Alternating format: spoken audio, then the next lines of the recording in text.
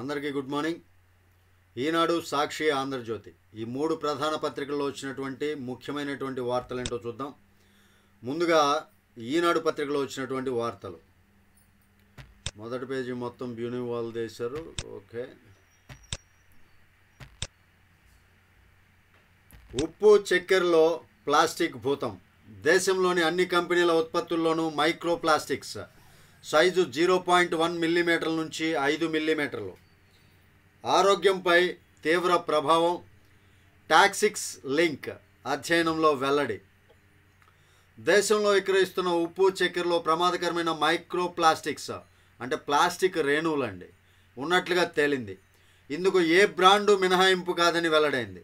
బ్రాండ్లే కాదు, అన్బ్రాండెడ్ ఉన్న చక్కెరలోనూ micro plastics ఉన్నాయి. పెద్ద బ్రాండ్, చిన్న బ్రాండ్ అనే కాదు, అన్బ్రాండెడ్ కూడా ఇందుకు మినహాయింపు కాదు. ఉప్పు చక్కెరలో మైక్రో ప్లాస్టిక్స్ ఉంటున్నాయంటండి. మనకి ప్రతి ఒక్క కంపెనీ కూడా, అంటే కంపెనీయా, టాటా సాల్ట్ ఇలా ఉంటాయి కదా, కొన్ని రకరకాల, అంటే టాటా పేరు ప్రస్తావించడం అనేది నా ఉద్దేశం కాదు. అంటే పెద్ద పెద్ద కంపెనీలే కాదు, అసలు అన్నేమ్డ్ కంపెనీస్ కూడా ఈ మైక్రో ప్లాస్టిక్స్ నిల్వలో ఉన్నట్లుగా, అందులో ఉన్నట్లుగా తెలుస్తుందంట. దానివల్ల ఆరోగ్యానికి చాలా ప్రమాదకరం అండి. సర్వే నెంబర్ మార్చి అగ్రిగోల్డ్ను ఏమార్చి, ఇది మరొక వార్త అండి. నిన్న సంచలనం రేపినటువంటి వార్త. జోగి రమేష్ గారి కుమారుడు, అప్పట్లో చంద్రబాబు నాయుడు గారిని చాలా పెద్ద మనిషి తరహాలో విమర్శించినటువంటి బుల్లి పిల్లగాడు. సర్వే నెంబర్ మార్చి అగ్రిగోల్డ్ను ఏమార్చి భూములు కొట్టేశారు. 10 కోట్ల రూపాయల స్థిరాస్తి కబ్జా వెనుక మాజీ మంత్రి జోగి రమేష్ కుట్ర. ఏసీబీ సిఐడి విచారణలో వెలుగులోకి. ప్రభుత్వం జప్తు చేసిన అగ్రిగోల్డ్ భూములను కబ్జా చేసి వాటిని సర్వే నెంబర్లు మార్చి విక్రయించడం వెనుక కుట్ర కోణం ఉన్నట్లు అవినీతి నిరోధక శాఖ అధికారులు నిర్ధారించారు. గత ప్రభుత్వంలో మంత్రిగా ఉన్న జోగి రమేష్ తనయుడు జోగి రాజీవ్, బాబాయ్ జోగి వెంకటేశ్వరరావులు అగ్రిగోల్డ్ భూములను స్వాధీనం చేసుకుని ఇతరులకు విక్రయించిన విషయం తెలిసిందే. దీనిపై 2023లోనే ఫిర్యాదులు అందిన అధికారులు విచారణ చేయకుండా తొక్కిపెట్టారు.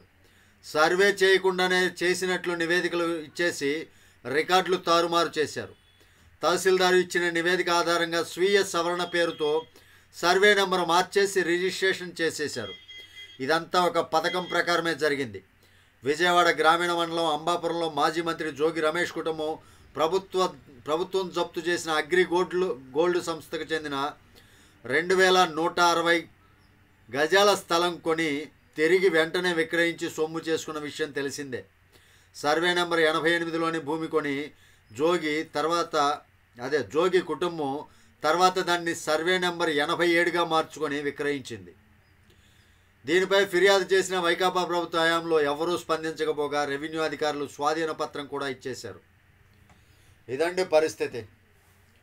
దీన్ని పట్టుకొని నిన్న ఏం జరిగింది, పక్కాగా ఆధారాలతో ఆ భూమి సర్వే నెంబర్లతో కూడా కలిపి చెప్తే నిజ నిరూపణ చేస్తే, అతని కొడుకుని బాబాయిల్ని అరెస్ట్ చేస్తే, జోగి రమేష్ ఏమంటాడండి, నేను తక్కువ కులం నుంచి, బీసీ సామాజిక వర్గం నుంచి, కింద నుంచి ఎదిగాను, భూమిలో నుంచి వచ్చాను, గౌడ కులంలో నుంచి పైకి వచ్చాను, మమ్మల్ని అందరినీ తొక్కేస్తున్నారు, కావాలని మా పిల్లగాడు చంటిగాడు నోట్లో ఏలిట్టినా కొరకలేడు, ఇలాంటి మాటలన్నీ పత్రికా సమావేశంలో సిగ్గు ఎగ్గు లేకుండా చెప్పాడు జోగి రమేష్. ఇదండి పరిస్థితి. అయితే ఇక నెక్స్ట్ వార్త. బడి ఈడు పిల్లలు బయట ఉండటానికి వీల్లేదు. విలువలతో కూడిన నాణ్యమైన విద్య ప్రభుత్వ లక్ష్యం. తల్లిదండ్రుల సమావేశానికి సీఎం, మంత్రులు, ఎమ్మెల్యేలు. ఆంగ్లంతో పాటు మాతృభాష తెలుగుకు ప్రాధాన్యం. 10వ తరగతి పిల్లలకు ప్రతిభా అవార్డుల పునరుద్ధరణ. విద్యాశాఖ నైపుణ్యాభివృద్ధి శిక్షణపై సమీక్షలో సీఎం చంద్రబాబు. దానికి సంబంధించినటువంటి వార్తలోకి వెళ్తే కూలంకషంగా అవుతుందండి. పైన చూద్దాం ఒకసారి. బడియుడు పిల్లలు ఎవరూ బయట ఉండటానికి వీల్లేదని, విద్య ప్రతి ఒక్కరి హక్కు అని ముఖ్యమంత్రి చంద్రబాబు స్పష్టం చేశారు.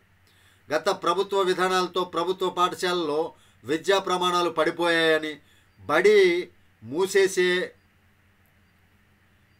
బడి మానేసే వారి సంఖ్య భారీగా పెరిగిందని ఆవేదన వ్యక్తం చేశారు. సచివాలయంలో మంగళవారం విద్యాశాఖ, నైపుణ్యాభివృద్ధి శిక్షణ శాఖలపై అధికారులతో నిర్వహించిన సమీక్షలో ఆయన మాట్లాడుతూ చదువు మధ్యలోనే మానేస్తున్న పిల్లల అంశంపై దృష్టి పెట్టి సమస్యను పరిష్కరించాలి. దీనిపై లోతైన అధ్యయనం చేయాలి. 100% పిల్లల ప్రవేశాలు జరగాలి. గ్రాడ్యుయేషన్ వరకు పర్యవేక్షణ ఉండాలి. మంచి విలువలతో కూడినటువంటి నాణ్యమైనటువంటి విద్య అందించాలి అనే లక్ష్యంతోనే ప్రభుత్వం వెళ్తుంది అన్నట్లుగా చెప్పారండి. అది జరిగితే మంచి విషయమే కదా. నెక్స్ట్ మరొక వార్తలోకి వెళ్తే, తుంగభద్ర సంరక్షణకు సమన్వయంతో పనిచేస్తాం. నీటి వృధాను అడ్డుకోవడం తక్షణ కర్తవ్యం. కర్ణాటక సీఎం సిద్ధిరామయ్య. మంచి విషయం అండి ఇది మాత్రం. ప్రవాహ సమయంలో పనిచేయడం కష్టమే, అయినా వీలైనంత వేగంగా తాత్కాలిక గేటు పనులు 4 రోజుల్లోగా పూర్తి చేస్తాం. చాలా త్వరితగతిన రియాక్ట్ అయ్యారండి. ఈ విషయంలో మాత్రం మెచ్చుకోవచ్చు వాస్తవానికి. ప్రపంచం చూపు భారత అంతరిక్ష పరిశోధనల వైపు. ప్రధాని మోదీ నేతృత్వంలో ముందుకు వెళ్తుందంటండి. అంతరిక్ష వేడుకల్లో ఉప ముఖ్యమంత్రి పవన్ కళ్యాణ్. ఓకే. హైకోర్టుకు మరో 2 శాశ్వత న్యాయమూర్తులు. జస్టిస్ వెంకట జ్యోతిర్మయి, జస్టిస్ గోపాలకృష్ణరావుల నియామకానికి ఓకే. సుప్రీంకోర్టు కొలీజియం సిఫార్సు. అదొకటండి. మరొక ముఖ్యమైనటువంటి వార్త లోపల పేజీల్లో, ఉద్యోగుల బదిలీలకు రంగం సిద్ధం. ఈసారి కొన్ని విభాగాల ఉద్యోగులకే బదిలీలు. నేడు ఉత్తర్వులు. ఈ నెలాఖరుకు ప్రక్రియ పూర్తి. అది సంగతి. ఏ కలుగులో దాగారో ఈ పాపాల భైరవులు. అధికారాంత మందు చూడాలి వీరి అగచాట్లు. అజ్ఞాతంలోనే వెంకటరెడ్డి, వాసుదేవరెడ్డి. వైకాపా ప్రభుత్వంలో ఆకాశమే హద్దుగా చెలరేగారు.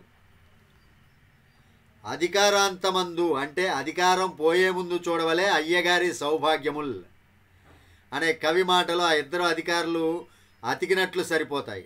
వైకాపా ప్రభుత్వ హయాంలో వారిద్దరూ ఆకాశమే హద్దు అన్నట్లుగా చెలరేగిపోయారు. కేంద్ర సర్వీసుల నుంచి రాష్ట్రానికి డిప్యుటేషన్పై వచ్చిన ఇండియన్ కోస్ట్ గార్డ్ సర్వీసెస్ అధికారి వెంకటరెడ్డి,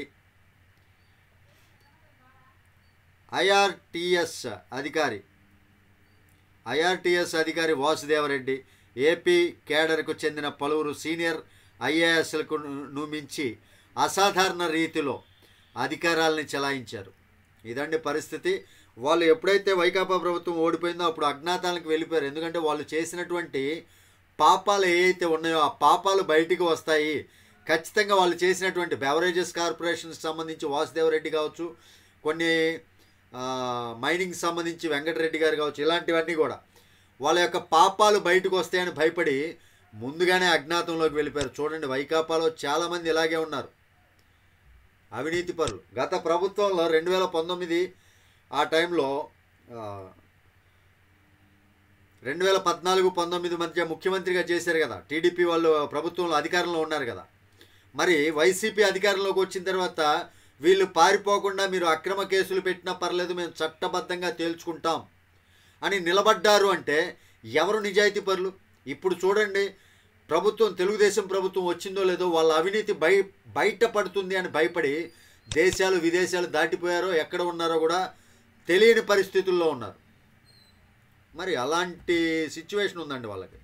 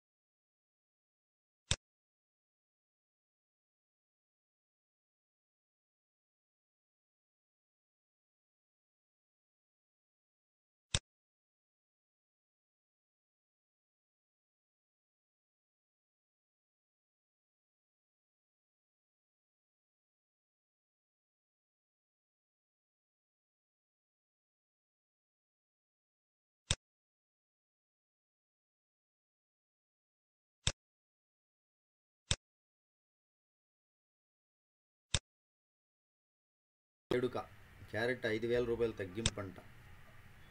టార్గెట్ జోగి రమేష్. నిబంధనల మేరకు భూమి కొనుగోలు చేసి విక్రయించిన వ్యవహారంలో జోగి రమేష్పై ప్రభుత్వం అక్రమ కేసు నమోదు చేసింది. సిగ్గుందండి సాక్షికి, నిజంగా సిగ్గుందా అంట. నిబంధనల మేరకు భూమి కొనుగోలు చేసి అంట విక్రయించిన వ్యవహారంలో జోగి రమేష్పై ప్రభుత్వం అక్రమ కేసు అంట. అక్కడ సాక్ష్యాధారాలతో సహా తనిఖీలు చేసి మరి ఎవరైతే భూమిని కొనుగోలు చేశారో ఆ 7గురు వాళ్ళు కేసు పెట్టిన తర్వాత మాత్రమే ఈ చర్యలన్నీ జరిగినాయి. సాక్షి అబద్ధాలతో ఇంకా జనాల్ని నమ్మించే ప్రయత్నం చేస్తుంది. రోగం తిరగబెట్టింది. కూటమి ప్రభుత్వ పాలనలో సర్కారు ఆసుపత్రులు మళ్ళీ పాత రోజులు. అదంట పరిస్థితి. ప్రతి అడుగులోనూ మోసం. ఎన్నికల్లో చంద్రబాబు ఎన్నెన్నో ఆశలు చూపి ఇప్పుడు మాట తప్పారు. ఉమ్మడి విశాఖ జిల్లా స్థానిక సంస్థల వైఎస్ఆర్సీపీ ప్రజాప్రతినిధులతో వైఎస్ జగన్. మన ప్రభుత్వ హయాంలోనూ ఆర్థిక సంక్షోభం అయినా ఏనాడు సాకులు చూపకుండా మేనిఫెస్టో అమలు చేశాం. ఏం మేనిఫెస్టో అమలు చేసేవారని దుంపదెగ. అసలు మేనిఫెస్టో ఏమన్నా అమలు చేసామంటారా? సంక్షేమ పథకాలు తప్ప. పెచ్చ పయ్య. జన్మభూమి 2లో స్కూళ్ళ అభివృద్ధి అంట, మంచి విషయం.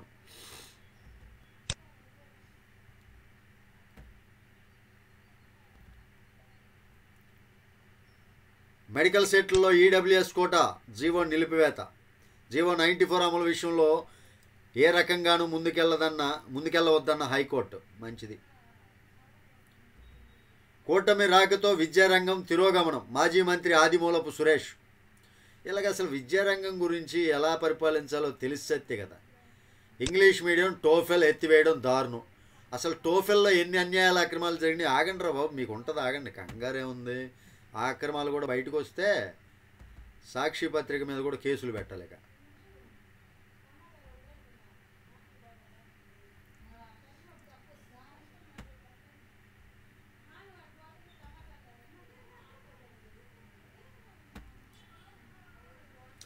సాక్షిలో ఇంతేలండి, ఏడుపుకు మించి ఏం లేదు. ఒకసారి ఆంధ్రజ్యోతిలో ఏమైనా కొత్త విషయాలు ఉన్నాయో చూద్దాం.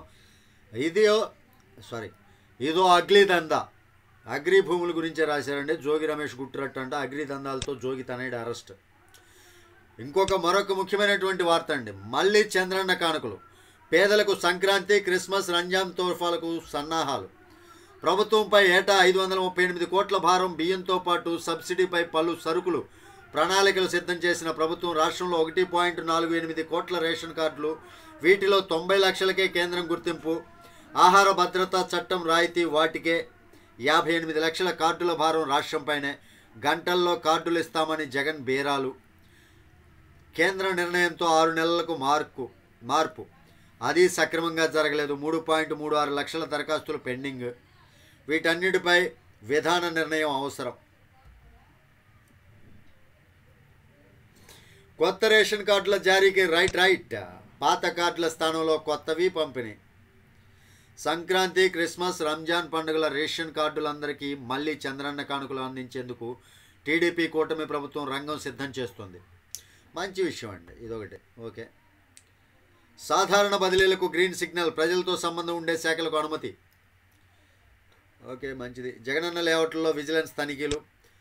ప్రైవేట్ మెడికల్ కాలేజీల్లో ఈడబ్ల్యూఎస్ కోటా జీవో సస్పెన్షన్. వృధాకు స్టాప్ లాగ్. 1625 అడుగుల వద్దే తాత్కాలిక గేటు ఏర్పాటుకు సన్నద్ధం. తుంగభద్ర డ్యామ్ ఇంజనీర్ల ప్రత్యేక ప్రయత్నం ఫలించాలని కోరుకుందాం ఆ భగవంతుడిని. రెవెన్యూ సదస్సులు వాయిదా. ఉద్యోగుల బదిలీ ప్రక్రియ కారణం. ఒకేసారి 2 చేపడితే ఇబ్బందే. సెప్టెంబర్ తొలి వారంలో నిర్వహణ, త్వరలో షెడ్యూల్. మంత్రి అనగాని. ఉత్తరాంధ్రకు సుజలం. విశాఖకు గోదావరి జలాల తరలింపునకు కార్యాచరణ సిద్ధం. పోలవరం ఎడవకాలుమ విస్తరణకు కొత్త టెండర్లు. 767.68 కోట్లతో 4 ప్యాకేజీ పనులు. మంత్రివర్గ ఆమోదం కోసం ప్రతిపాదనలు. పురుషోత్తపట్నం వద్ద ఎడమ కాలువలోకి ఎత్తిపోత. పుష్కర్లో అదనంగా 50,000 ఎకరాలకు సాగునీరు. సెబీ చీఫ్ అదానీపై 22న దేశవ్యాప్త ఉద్యమం. కాంగ్రెస్ వాళ్ళు చేపడుతున్నారండి. చట్టబద్ధమైన తల్లి ఎవరు? అండం ఇచ్చిందొకరు, కడుపును మోసిందొకరు. సరగమే ఖర్చును భరించిన మహిళ మరొకరు. సరగసే అంటే బిడ్డను మోయటం కదండి, తల్లి అదే గర్భసంచి అద్దెకులాగా అండ వీర్యదాతకు బిడ్డపై చట్టపరమైన హక్కులు ఉండవని తేల్చిన బాంబే హైకోర్టు. నేను ఓడిపోతే వెనుజులాకు వెళ్ళిపోతా. అధ్యక్ష ఎన్నికల్లో ఒక